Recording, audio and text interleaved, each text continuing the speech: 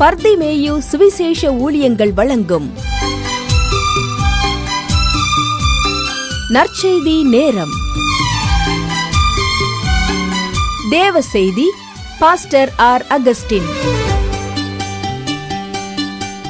இந்த நாளில் உங்களோடு நான் பேசி வருகிறேன்.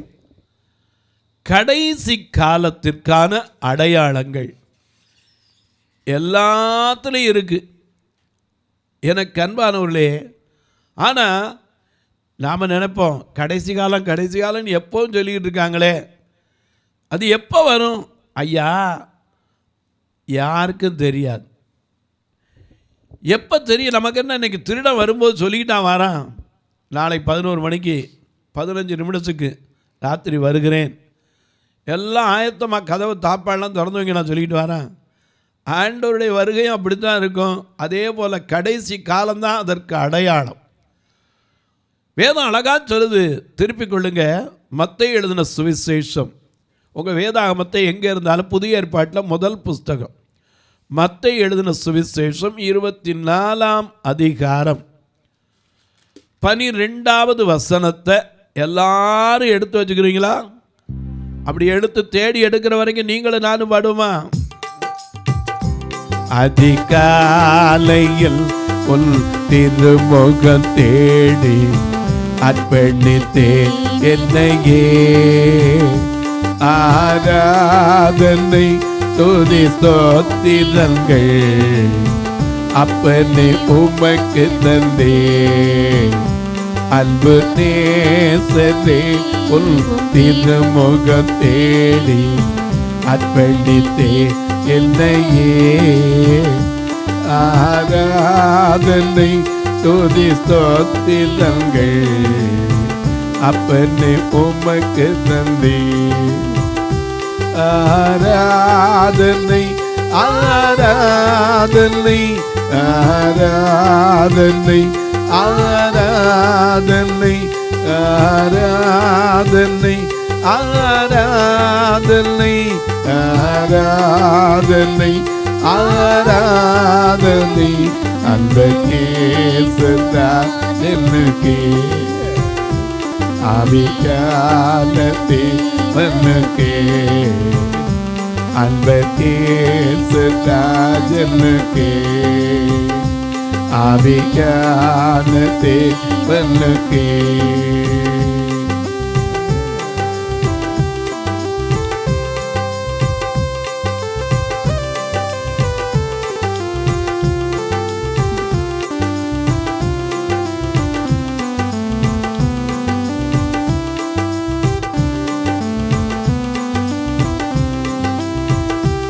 இந்த நாளில் ஒவ்வொரு நிமிடமும் உந்தன் நினைவால் நிரம்ப வேண்டும்,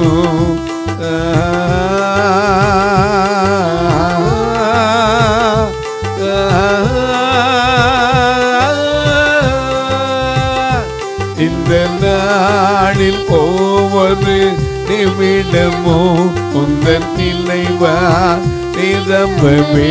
சொல்லுங்க, இந்த நாளில் ஒவ்வொரு நிமிடமும் உந்தன் நினைவால் நிரம்ப வேண்டும், எல்வாயில் வார்த்தை எல்லாம் காயம் மாற்ற வேண்டும், எல்வாயில் வார்த்தை எல்லாம் காயம் மாற்ற வேண்டும், ஆராதனை ஆராதனை ஆராதனை ஆராதனை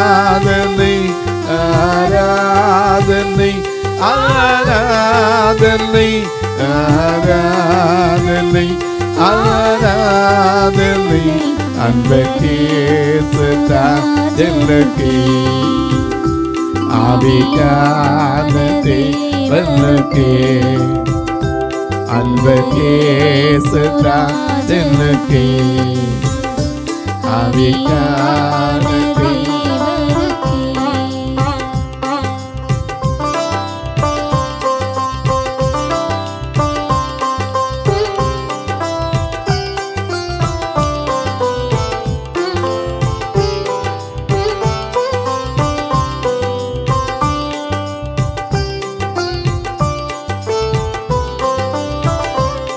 சுவிசேஷ பாரம் ஒன்றி எந்தன் சுமையாய் மாற வேண்டும்.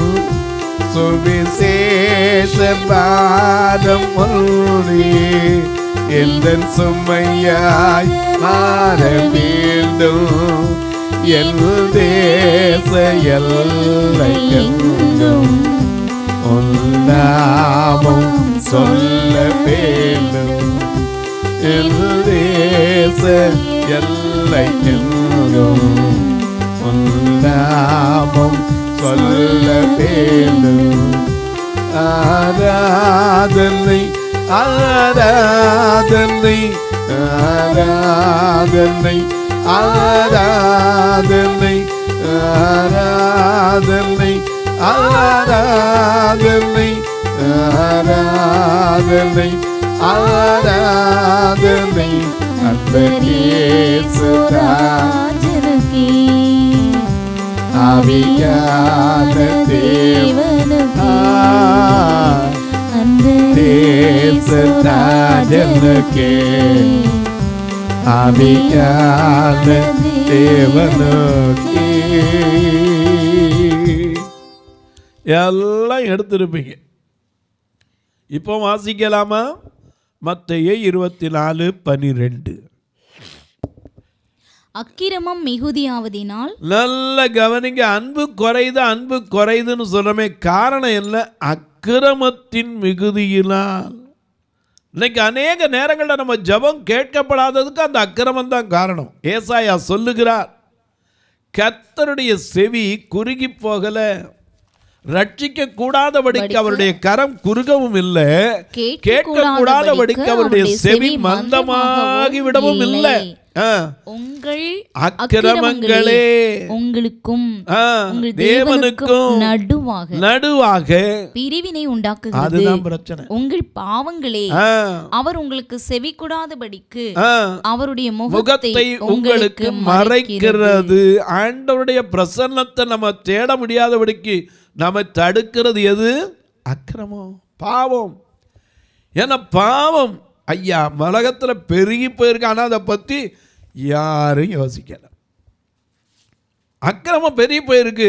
அதனால தான் இன்னைக்கு அன்புங்கிறதுக்கு இல்லை. வேதம் சொல்லுது 1 கொரிந்தியர் 13 கடைசியில சொல்றாரு, இப்பொழுதும் விசுவாசம் நம்பிக்கை அன்பு மூன்று நிலைத்திருக்கிறது. அன்பே பெரியது. ஆமா, நம்ம பாடுறோம். என்ன பாடுறோம்? எல்லாரும் பாடுறோம். அன்பே பிரதானம் சகோதர, அன்பே பிரதானம், அன்பே பிரதானம் சகோதர, அன்பே பிரதானம். பல்பொரு ஞானம் பரம நம்பிக்கை இன்ப விசுவாசம் இவைகளில் எல்லாம். பல்பொரு ஞானம் பரம நம்பிக்கை இன்ப விசுவாசம் இவைகளில் எல்லாம். அன்பே பிரதானம் சகோதர, அன்பே பிரதானம்.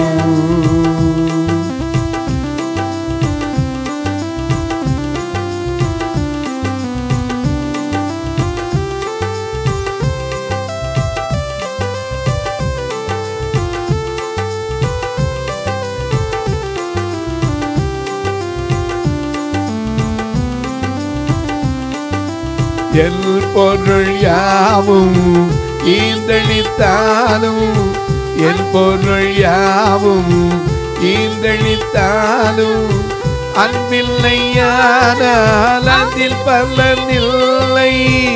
என் பொருள் யாவும் ஈந்தளித்தாலும், அன்பில்லையானால் அதில் பலனில்லை. அன்பே பிரதானம் சகோதர, அன்பே பிரதானம், அன்பே பிரதானம் சகோதர, அன்பே பிரதானம். அன்பு அன்புன்னு சொல்கிறோமே, விசுவாசம், நம்பிக்கை, அன்பு, இந்த 3 நிலைத்திருக்கு. ஆனால் பெரியது எது? அன்பு. அன்பே பெரியது. ஆனால் இன்னைக்கு அன்பு குடும்பத்துக்குள்ளே எப்படி இருக்குது, பிள்ளைகள் பெற்றோருக்குள்ளே எப்படி இருக்குது? நேற்று ஒரு அம்மா ஃபோன் பண்ணி சொல்கிறாங்க, பிரதர் ஒரே ஒரு பையன் பிரதர், ஒரே ஒரு பையன் பிரதர், அவனை எவ்வளவு சிரமப்பட்டு நான் வீடு வீடாக போய் பாத்திரம் தேய்ச்சி படிக்க வச்சு நல்ல கல்வியை கொடுத்து அவரை ஒரு நல்ல பேராசிரியராக உண்டாக்குனேன். ஆனால் இன்னைக்கு திருமணம் ஆன உடனே சொல்கிறான், ஏம்மா வீட்டுக்கு வராதம்மா, அங்கேருந்து கேளுமா, 1000 2000 தூக்கி போடுற வாங்கிக்கம்மா. பெத்த தாய்க்கு சொல்கிற பதில், வீட்டுக்கு வராத, ஏன்னா அவளுக்கு பிடிக்க மாட்டேங்குது. இப்படி தாய் நினச்சிருந்தான்னா, எனக்கு அன்பாருளே, நம்ம நாட்டில் ஒரு பழமொழி உண்டு, காக்கைக்கும் தன் குஞ்சு பொன் குஞ்சு. என்ன செஞ்சாலும் பொறுத்திருக்கிறவள் தாய். அந்த தாய் மேலே அன்பு இன்னைக்கு இருக்கா? அப்படி இருந்தால் ஏங்க முதியோர் விடுதிகள் நிறையா? நான் அன்னைக்கு ஒருத்தருக்காக போயிருந்தேன். ஒருத்தர் என்கிட்ட வந்து சொன்னார், ஐயா ஒரு முதியோர் விடுதி பார்க்கணுன்னார். பேர் சொல்லக்கூடாது, திருநெல்வேலி மாவட்டத்தில் சொன்னார். நானும் இங்கே நேசமணி நகரில் நாகர்கோயிலில் ஒரு முதியோர் விடுதி இருக்குது, அங்கே போனேன். அவங்க சொன்னாங்க, நல்ல ஃபெசிலிட்டிஸ் உண்டு, நல்லா பார்த்துக்கலாம், ஒன்றும் பிரச்சனை இல்லை, மாதம் 10 to 15 பே பண்ணணும், மெடிக்கல் அக்காமடேஷனோட எல்லாமே கொடுத்துருவோன்னாங்க. நான் நினச்சேன் 15,000 அப்பா ரொம்ப கஷ்டமே அப்படின்னு சொல்லிட்டு அவர்கிட்ட சொன்னேன், பிரதர் இவ்வளவு கேட்குறாங்க, அப்படி இருந்தால் வச்சுக்கலாமா அப்படின்னு. இவ்வளோதானே, ஒன்றும் பிரச்சனை இல்லை பிரதர், கொடுத்துடலாம். நான் கேட்டேன், அது யாருக்கு பிரதர்? எங்கள் அப்பாவுக்கு தான். எங்கள் அப்பாவுக்கு தான். ஏன் பிரதர் உங்கள் வீட்டில் வச்சு பார்த்தா என்ன பிரதர்?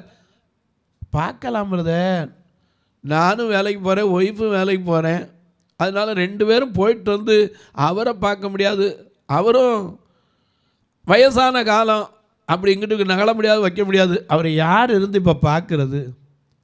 அன்பு கடைசி காலத்தில் அக்கிரமத்தின் மிகுதியினால் தணிந்து போகும் ஐயா. அந்த வசனத்தை முழுசா வாசிங்க, அருமையா. அக்கிரமம் மிகுதியாகுதுனால் அநேகருடைய அன்பு, 1-2 பேர் இல்லை, அநேகருடைய அன்பு தணிந்து போம், முடிவு பரியந்தம் நிலை நிற்பவனே. நாம இன்னைக்கு என்னமோ ரட்சிக்கப்பட்டேனமே, முடிவு பரியந்தம் நிலைத்து நிற்க முடியுதா? பெத்த தாய்க்கு செய்கிறேன்ன கடமையை செஞ்சு முடிக்க முடியுதா? புருஷனுக்கு கொடுத்த வாக்க கடைசி வரைக்கும் காப்பாற்ற முடியுதா? எனக்கு அன்பானுளே, அன்பு எப்போ இருக்கும்? வாலிப பிராயத்தில் இருக்கும், ஆனால் அன்பு தணிந்து போகும். வேதத்திலேருந்து ஒரு பெண்ணை காட்டுறேன் பாருங்க. உன்னத பாட்டின் புஸ்தகம் 1 அதிகாரம் 5 வசனத்திலே ஒரு பெண்ணை குறித்து எழுதப்பட்டிருக்கிறது. இவள் தன்னுடைய நிலையை சொல்றா பாருங்க, நான் கருப்பாய் இருந்தாலும் அழகாய் இருக்கிறேன். நல்ல பெண், அழகான பெண், ஆனால் கலர் தான் கொஞ்சம் கருப்பு.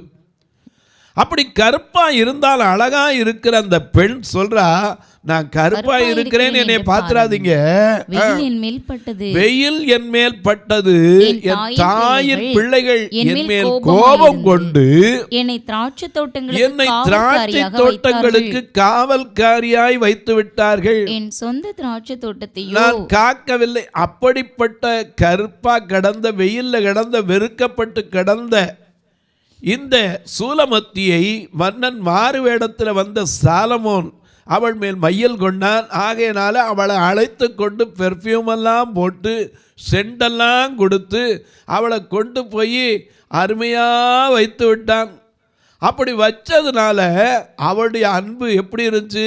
ஒரு காலத்தில் இப்படி இருக்கும்போது, திராட்சை தோட்டத்தில் கிடக்கும்போது வெயிலில் கிடக்கும்போது, யாருமே நேசிப்பாரற்று இருக்கும்போது இவ கேட்ட கேள்வி என்ன? உன்னத பாட்டு 1 அதிகாரம் 7வது 8வது வசனத்தை வாசிக்கலாம். என் ஆத்தும நேசரே, என் ஆத்தும நேசரே, உமது மந்தையை எங்கே மேய்த்து, உமது மந்தையை எங்கே மேய்த்து, அதை மத்தியானத்தில் எங்கே மடக்குகிறீர்? ஏன்னா அவரை பார்க்கணும்.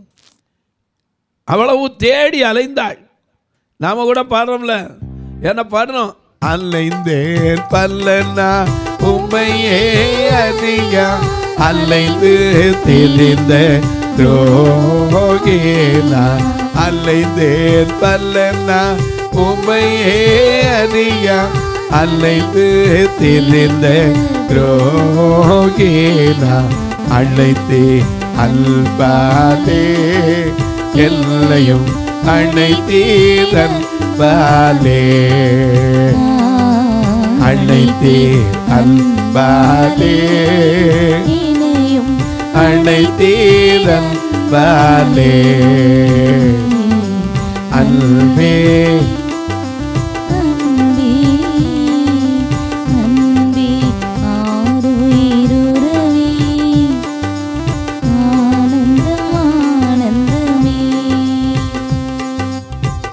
அன்பு அன்பு அன்பு. அப்போ கேட்குறா, ஏன்னா மந்தையில் கிடக்கிறவ ஆடு மெய்ப்பனை பார்த்து கேட்குறான். அவன் மெய்ப்பனாக வந்தான். ஏன்னா அந்த உன்னத பாட்டை குறித்து 4 வித கதைகள் சொல்லப்படுது. ஒரு கதை தான் எனக்கு வேதாமத்தில் சொல்லி கொடுத்தாங்க. என்ன கதைன்னா, இந்த சூலமத்திக்கு முதலாவது ஐயா அவள் பிறந்த பிள்ளை. ஆனால் அவள் தாய் 2வது திருமணம் ஏன் செய்தாள் என்று ட்ரெடிஷ்னலில் எழுதப்படவில்லை. ஆகையினால அவனுக்கு பின்னாடி பிறந்தவங்க இவன் மேலே கோபம். ஏன்னா கஞ்சி ஊற்றணும்னா நீ வேலை பார்க்கணுன்ட்டாங்க. சகோதரி மேலே அவ்வளோ பாசம், அன்பு. நீ வேலை பார்த்து காவல் பாரு, உனக்கு கஞ்சி ஊற்றுறோன்னாங்க. இப்படிப்பட்ட நிலையிலே வெயிலில் கிடந்த கருப்பாய் இருந்த அந்த கருப்பாய்க்கு ஒரு நல்ல வாழ்க்கை வந்துச்சு. அநேக நேரங்களில் ஆரம்பத்தில் இருக்க அன்பு கடைசி வரைக்கும் இருக்கா? இல்லையே. இன்னைக்கு வரும்போது அத்தான் அத்தான் அத்தான்னு ஒரு 15 அத்தான் கூப்பிடுறாங்க. கடைசியில் பித்தான போல் அத்து போட்டு போயிடுறாங்க. எனக்கு கண்பானவர்களே, அன்பு என்பது கண்ணால் பார்க்க முடியாதுங்க. என்ன பாடுறோம்ல, ஆழம் அறிவேனோ அன்பில் ஆழம் அறிவே, ஆழம் அறிவேனோ அன்பில் ஆழம் அறிவேனோ. அல்பே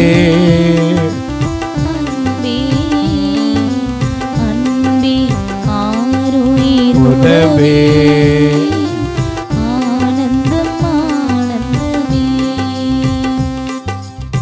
அன்புக்கு ஆழ உயரம் தெரியாதுங்க.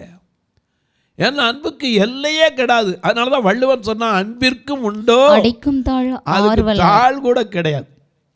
ஆனால் அந்த அன்பு இன்னைக்கு எப்படி இருக்கு? கடைசி காலங்கிறதுக்கு நீங்களே பாருங்க, உங்கள் பிள்ளைய உங்கள் மேலே எப்படி அன்பு வச்சிருக்கு. இன்னைக்கு எத்தனை பேர்ட்ட கேட்டால் சொல்லுவீங்க, அம்மா பொம்பளை பிள்ளைய ஒரு தரத்துக்கு 2 தரம் கூட்டா, எம்மா வேலை இருக்குமா, சும்மா நச்சு நச்சுங்காத. இவ அழுகும்போது எத்தனை தடவை அந்த அம்மா ராத்திரி எந்திரிச்சிருப்பாங்க, எத்தனை தடவை எந்திரிச்சு தூக்கியிருப்பாங்க, எத்தனை நேரம் ஒரு காய்ச்சல் வந்தால் மடியில் ஓட்டுக்கிட்டு தூங்காமல் இருந்திருப்பாங்க. அப்படி பெற்ற பிள்ளை சொல்லுது, தொப்புள் கொடி வந்த பிள்ளை இப்போ சொல்லுது நச்சு நச்சுங்காத. அது என்ன நச்சோ எனக்கு தெரியல. ஏன்னா அன்பு அக்கிரமத்தினால தனிந்து போகுதுங்க.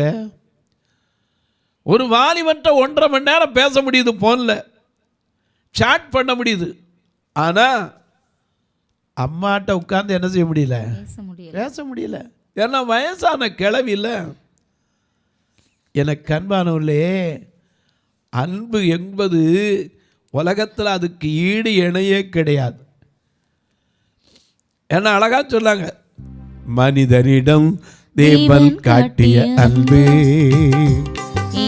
மண்ணிலே மனிதனாக புதித்தது. மனிதரிடம் தேவன் காட்டிய அன்பு மண்ணிலே மனிதனாக உதித்தது. அன்பு அன்பு அன்பு தேவ அன்பு அன்பு அன்பு அன்பு அன்பு அன்பு தேவ அன்பு அன்பு அன்பு. மனிதனிடம் தேவன் காட்டிய அன்பு எத்தனை பெருசு! அன்பினாலதானங்க தன் ஜீவனை கொடுக்கிற அன்பிலும் மேலான அன்பு உலகத்துல ஒண்ணும் இல்ல. ஒண்ணுமே கிடையாதே. உனக்கா எல்லாத்தையும் கொடுப்பான், ஜீவனை கொடுப்பானா? ஆரம்பத்தில் எப்படி துதிச்சோம், தேவன் எப்படி அன்பு இருந்துச்சு. குடும்பத்திலையும் அப்படி தான், சபையும் குடும்பமும் ஒன்று தான். அதனால தான் சபையை வச்சே எபேசியர் 5ஆம் அதிகாரத்தில் 21ஆம் வசனத்திலிருந்து கிறிஸ்து சபைக்கு எப்படி தலையா இருக்கிறாரோ அதே போல புருஷனும் மனைவிக்கு தலையா இருக்கிறான். வாசிங்க பார்க்கலாம் 5:21 மிக அழகா எழுதி வச்சிருக்காரு. எபேசியர் 5:21 தெய்வ பயத்தோடு ஒருவருக்கொருவர் கீழ்ப்படிந்திருங்கள். முடியுதா? ஆரம்பத்தில் கீழ்ப்படிஞ்சோம், ஏன்னா அப்போ இருந்த அன்பு வேற, ஏன்னா மாம்சீகத்தில் இருந்துச்சு. என்ன 2 விதமும் இருக்கு. ரோமர் 8ஆம் அதிகாரம் 6ஆம் வசனத்தை வாசிக்க கேட்போம். ரோமர் மாம்ச சிந்தை மரணம், மாமிச சிந்தை மரணம், ஆவியின் சிந்தை ஆவியின் சிந்தையோ ஜீவனும் சமாதானமுமாம். மாமிச சிந்தை கொஞ்ச நேரத்துக்கு அப்புறம் போ அப்படின்றோம். எனக்கு அன்பானவர்களே, ஆரம்பத்தில் எல்லாம் அப்படிதான் இருந்துச்சு. சபைக்குள்ளே வரும்போது நம்ம அன்பு எப்படி இருந்துச்சு, ஆண்டவர் மேலே அவ்வளோ அன்பாக இருந்தோம். இப்போ எப்படி இருக்கும்? அதே போல் குடும்ப வாழ்க்கையில் அப்படித்தான். தெய்வ பயத்தோடு ஒருவருக்கொருவர் கீழ்ப்படிந்திருங்கள். கிறிஸ்து சபைக்கு தலையா இருக்கிறது, கிறிஸ்து சபைக்கு தலையாய் இருக்கிறது போல புருஷனும் மனைவிக்கு தலையா இருக்கிறான். எத்தனை வீட்டில் தலையா இருக்கிறாரு, வாளா இருக்கிறாரு? ஏன்னா அன்னைக்கு ஒருத்தர் சொன்னார், பிரதர் எங்கள் வீட்டில் எனக்கு எந்த மதிப்பும் கிடையாது பிரதர்.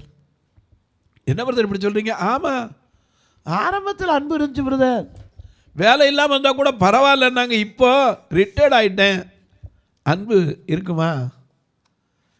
எனக்கு அன்பானவர்களே, கிறிஸ்து சபைக்கு தலையாய் இருக்கிறது போல புருஷன் மனைவிக்கு தலையாய் இருக்கிறான். அவரே சரீரத்திற்கு இரட்சகனாய் இருந்தா நல்லதுதான். எனக்கு அன்பானவர்களே, அது மட்டும் இல்லை, ஆகையால் சபையானது கிறிஸ்துவுக்கு கீழ்ப்படுகிறது போல மனைவிகளும் தங்கள் சொந்த புருஷருக்கு. இன்னைக்கு எத்தனை பேர் சொந்த புருஷருக்கு கீழ்ப்படிந்து இருக்கிறார்கள்? நீங்க கேட்பீங்க, அது என்னங்க சொந்த புருஷருங்கிறீங்க? வேலை பார்க்குற இடத்துல ஒன்று இருக்கு, இங்கே வீட்டில் வந்தால் ஒன்று இருக்கு. நான் சொல்றது தப்புன்னு நீங்கள் நினச்சிங்கன்னா சொல்லுங்க, இல்லையா எங்கே பார்க்கல, நீங்கள் பாருங்க, உங்களுக்கே தெரியும். அக்கிரமம் அன்னைக்கு மிகுதியாகி போச்சுங்க. எதை வேணாலும் செய்யலாம், எப்படி வேணாலும் வாழலாம். அதான் அக்கிரமத்தின் மிகுதியினாலே அன்பு தணிந்து போச்சு. ஆனால் அதே ஒன்று ஆண்டவர் சொல்றாரு, எப்பா எப்படி வேணாலும் காலம் மாறட்டும், நீ மாறாத, முடிவு பரியந்தம் நிலை நின்றா நீயும் நானும் ரட்சிக்கப்படலாம். தொலைக்காட்சியில் பார்க்கிற என் அன்பு மக்களே, இந்த நிகழ்ச்சியை நாள்தோறும் பார்க்குறீங்க, கேட்குறீங்க, பரவசம் அடைகிறீங்க. அநேகர் கேட்குறீங்க, பைபிள் கையில் வைக்காமலே பேசுகிறீங்களேன்னு. உண்மைதான். அதுக்கு ஒரே காரணம் என்ன தெரியுமா? என் திறமை இல்லை, என் ஞாபக சக்தி இல்லை, என்னுடைய படிப்பு இல்லை, கிருபை. அந்த கிருபை இல்லைன்னா ஒன்றுமே கிடையாது. காலைதோறும் அந்த கிருபையை பெற்றுக்கொண்டா போதும்.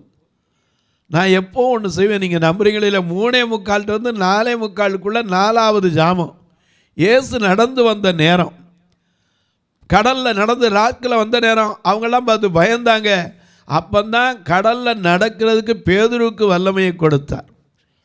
அந்த வல்லமையை பெற்றுக்கொள்கிற அந்த கிருபை நேரத்தை காலையில் எந்திரிச்சு, நான் மட்டும் உள்ளுக்குள்ளே ஒரு பைத்தியக்காரனை போல கூட தெரியலாம், அந்த அறைக்குள்ளே போய் ஒரு முழங்கால போட்டுக்கிட்டு, இப்போ வயசான காலம் கொஞ்சம் முழங்கால் போட்டு நேரம் நிற்க முடியாது, பக்கத்தில் ஒரு கட்டில் இருக்கும், அதையும் கை வச்சுக்குவேன்.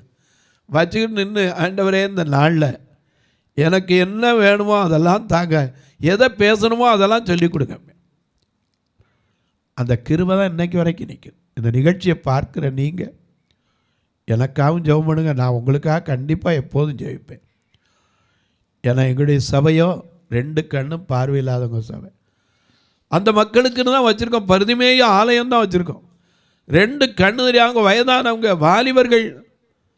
சிலர் பார்த்தீங்கன்னா தான் உடுத்தி இருக்கிற அழுக்கு சட்டை கூட யாரும் சொல்கிறதுக்கு ஆள் இல்லாதவங்க. அன்றைக்கி ஒருத்தர் கேட்டார், உங்கள் சபையில் சிலர் அழுக்கு சட்டை போட்டு உட்காந்துருக்காரு. நான் சொல்ல அப்படி தான் இருப்பாங்க. ஏன்னா அவங்களுக்கு பார்க்க தெரியாது, யாராவது ஒருத்தர் சொல்லணுமே. அப்படி கூட எத்தனை பேர் அன்பாக இருந்து சொல்கிறவங்க. மனைவியை கேட்டால் அவளும் விட்டுட்டு போயிடுறான். 1 பிள்ளை 2 பிள்ளைக்கு பிறகு வருமானம் இல்லைன்னா போய் விட்டுட்டு போயிடுறான். எனக்குன்னு என்கிட்ட வாங்க காட்டுறேன். 3 பிள்ளையை பெற்று விட்டுட்டு போன ஒருத்தர் என்கிட்ட இருக்கார். 3 பையன், ஆம்பளை பையன் இன்னைக்கு வச்சுருக்கார். எனக்கு அன்பாருடைய கடைசி காலத்தில் அக்கிரமம் மிகுந்து போச்சுங்க. இந்த நிகழ்ச்சியை பார்க்குற நீங்கள் ஒரு நாள் நிகழ்ச்சியை தாங்கலாம். உங்கள் பிறந்த நாள், திருமண நாள் வரும்போது இந்த ஆலயத்தில் வர்ற பார்வையற்ற மக்களுக்கு உணவு கொடுக்க உதவலாம். கண்ணை போல உதவுகிற ஊன்றுகோல் கொடுக்க உதவலாம். ஒரு கட்டுமான பணிக்கு கொடுக்க உதவலாம். ஒரு தொலைக்காட்சி நிகழ்ச்சி கொடுக்கலாம். நீங்கள் கேட்பீங்க, எப்படி பிரதர்? 2 நம்பர் உங்களுக்கு இங்கே ரோல் ஆகிட்டே இருக்கும் ஸ்க்ரோலிங்கில். அதில் 2லேயும் ஜிபே உண்டு, ஃபோன்பே உண்டு. அது மட்டும் இல்லை, சிலர் கேட்பீங்க, நாங்கள் ஏதாவது செஞ்சு கொடுத்தா எங்களுக்கு கடைசியில் கணக்கு வைக்கணும் பிரதர். உண்மைதான், கணக்கு வைக்கணும். அதுக்கும் வழி உண்டு. என்கிட்ட கேட்டிங்கன்னா உங்களுக்கு சொல்லுவேன். என்னிடத்தில் நீங்கள் தொடர்பு கொள்ளலாம். உங்கள் ஜெபக்காரிய எது இருந்தாலும் காலை 10 மணிக்கு மேலே 5 மணிக்குள்ளே சொல்லலாம். இப்போ உங்களுக்காக ஜெபிக்கட்டுமா?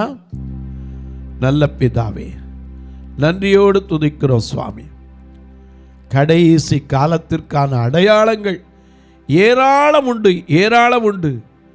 மனிதனுடைய இருதயத்துக்குள்ளே பெருந்திண்டி, செழிப்பு. ஆனால் தன்னுடைய நிலை அறியாதபடிக்கு ஒரு குறைவு இல்லைம்மா. கிட்ட போய் விசாரித்து பார்த்தா எத்தனை குறைவு இருக்குங்கிறது அப்போ தான் தெரியும். ஒவ்வொருவருக்குள்ளும் அன்பை கொடும். பிள்ளைகள் பெற்றோருக்குள்ளும், கணவன் மனைவிக்குள்ளும், மாமியார் மருமகளுக்குள்ளும் அன்பு, ஆதியிலிருந்து அன்பு குறைவில்லாமல் இருக்கட்டும். இந்த ஊழியத்தை தாங்குகிற, ஜெபிக்கிற, கொடுக்கிற எல்லா மக்களையும் ஆசீர்வதியும். பிறந்த நாள், திருமண நாளை நினைவு கூறுகிற மக்கள், தங்களுக்கு அன்பான இழந்த நாளை நினைவு கூறுகிறவர்கள் ஒவ்வொருவரையும் உடைய கரத்தில் தருகிறேன். அவருடைய மனதில் இருக்கிற கவலைகள், கண்ணீர்களை மாற்றும். இயேசுவின் நாமத்தில் ஜெபிக்கிறேன் நல்ல பிதாவே, ஆமென். சபை ஆராதனை ஞாயிறு காலை 10 மணி முதல் 12 மணி வரை. இடம் பர்திமேயு சுவிசேஷ ஆலயம், அன்னை சத்யா நகர், இளமனூர் அஞ்சல், சக்கிமங்கலம் வழி, மதுரை மாவட்டம். பின்கோட் 625201 மற்றும் பர்திமேயு சுவிசேஷ ஜெப வீடு, plot number 107, Eden garden, Muthur, Tirunelveli. Pin code 627011.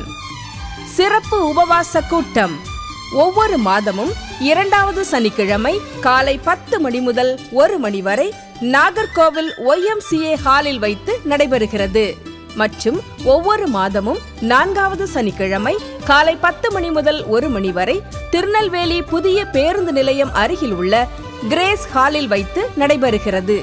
எங்கள் எல்லா ஆராதனைகளிலும் கலந்து கொண்டு தேவனை மகிமைப்படுத்த அன்பாய் அழைக்கிறோம். உங்கள் உதாரத்துவமான காணிக்கைகளினால் இவ்வூழியத்தை தாங்க விரும்பினால் R Augustine, account number 5021364331, IFSC code IDIB 000B066, Indian bank, BP Kulam, Madurai. GPay number 9842181917, BGM ministries மற்றும் 9442559772, பிளைண்ட் மினிஸ்ட்ரீஸ் அகஸ்டின். உங்கள் தொடர்புக்கு பாஸ்டர் ஆர் அகஸ்டின், பர்திமேயு சுவிசேஷ ஊழியங்கள், நாகமலை, புதுக்கோட்டை, மதுரை 625019. தொலைபேசி எண்கள் 9842181917 மற்றும் 9442559772. கர்த்தர் தாமே உங்களை ஆசீர்வதிப்பாராக.